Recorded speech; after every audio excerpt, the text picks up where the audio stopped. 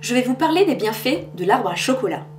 La matière première indispensable à la fabrication du chocolat provient d'un arbre appelé cacaoyer. Ces matières premières sont des graines appelées fèves de cacao. Ces fèves se trouvent dans les fruits du cacaoyer appelés cabosses.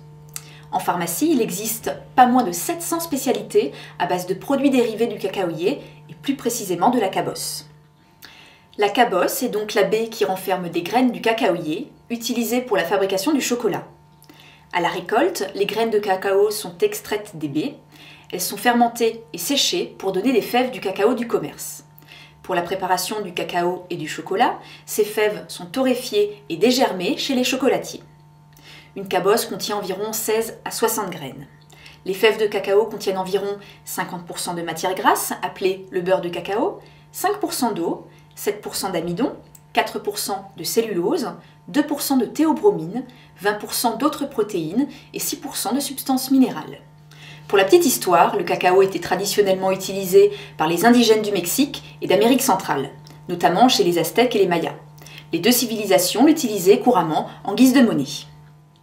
Réservé aux nobles indiens, il était consommé dans une boisson, le chocolat, dilué dans l'eau à laquelle on ajoutait du piment et battu énergiquement pour former une mousse épaisse à sa surface.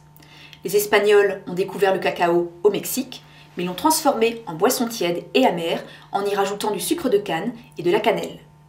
Cette boisson fut exportée en Europe et on y ajouta du lait. Il existe 4 variétés de cacaoyer dont les fèves seront sélectionnées pour leur qualité gustative, variable selon la variété et le lieu de production. La Côte d'Ivoire est le premier producteur de cacao. Le beurre de cacao apporte vitamine E et polyphénol en quantité importante qui possèdent des effets antioxydants. Parmi les antioxydants du cacao, l'acide férulique est à l'origine de l'arôme suave du cacao. Et les flavonoïdes, puissants antioxydants, permettront de lutter contre le vieillissement cutané, causé par les agressions extérieures.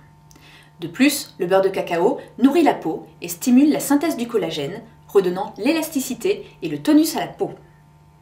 De nombreuses spécialités pour la peau, les cheveux, les lèvres contiennent du beurre de cacao.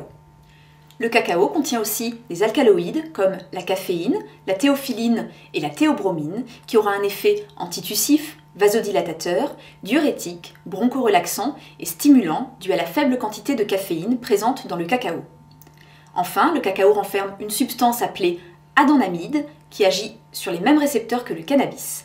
Elle a un effet euphorisant et tranquillisant. Conclusion, il est bon de manger du chocolat, plaisir assuré pour les papilles et zen attitude.